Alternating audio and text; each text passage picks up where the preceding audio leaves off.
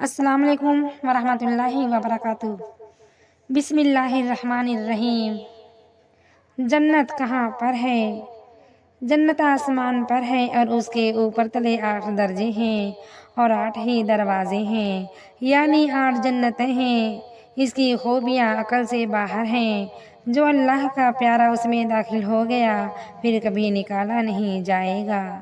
رحمت عالم حضور صلی اللہ علیہ وسلم فرماتے ہیں کہ اللہ تعالیٰ نے اپنے تابع دار بندوں کے لیے جنت میں ایسی نعمتیں تیار کر رکھی ہیں کہ نہ کسی آنکھ نے دیکھی اور نہ کسی کان نے سنی اور نہ کسی آدمی کے دل میں ان کا خیال گزرا۔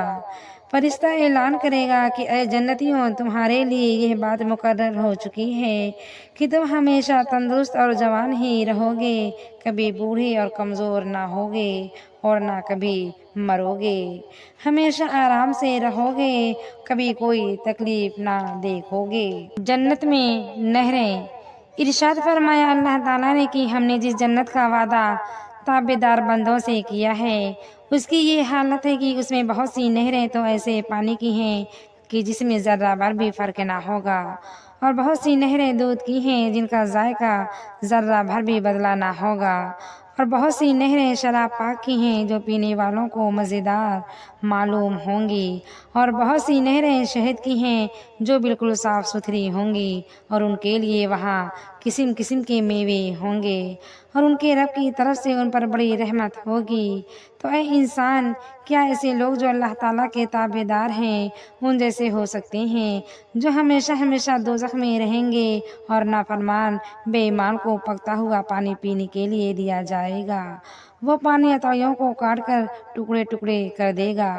مسلمان بھائیوں اور بہنوں، غفلت چھوڑو، جنت حاصل کرو اور دوزخ سے بچنے کا سامان تیار کرو۔ جنت میں حوریں اور خادم۔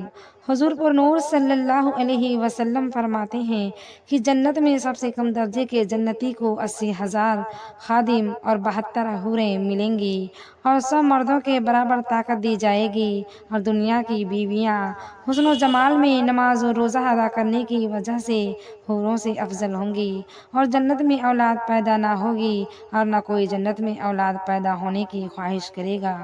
اگر کوئی چاہے بھی تو اسی وقت حمل رہ کر بچہ پیدا ہوگا اور گھڑی بھر میں جوان ہو جائے گا۔ جنت میں اولاد سے ملنا۔ رسول خدا صلی اللہ علیہ وسلم فرماتے ہیں کہ جن جنتیوں کی اولاد دنیا میں مر گئی ہوگی وہ اپنی اولاد کو یاد کریں گے اور کہیں گے کہ اے ہمارے رب، ہمارے جگر کے ٹکڑے کہاں ہیں؟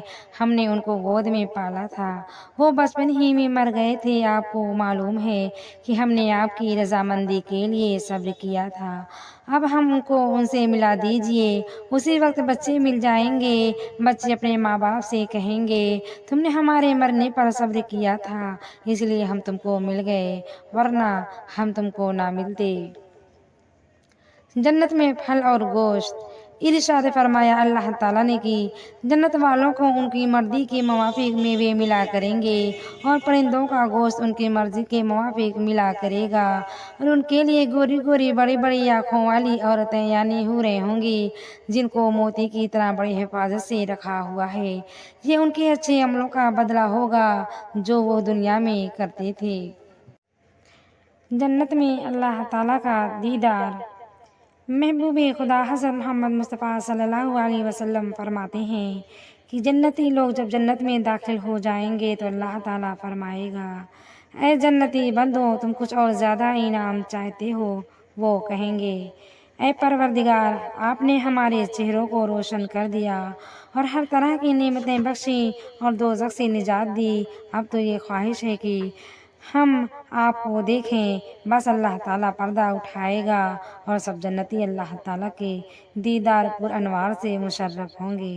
اللہ تعالیٰ کے دیدار میں وہ لذت ہوگی کہ جنتی لوگ جنت کی تمام نعمتوں کو اس کے سامنے ہیچ سمجھیں گے، اور جنت میں سب سے بڑی نعمت اللہ تعالیٰ کا دیدار مبارک ہے۔